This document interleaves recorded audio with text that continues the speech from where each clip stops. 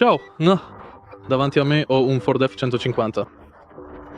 In questo video ti mostrerò come sbloccare e sollevare il cofano.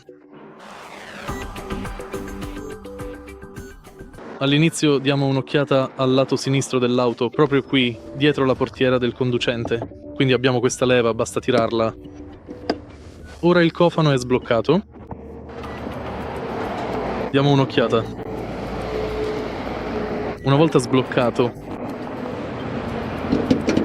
devi sentire la leva al centro del cofano. Spingi la leva verso sinistra e ora puoi sollevare il cofano. La leva si trova proprio qui.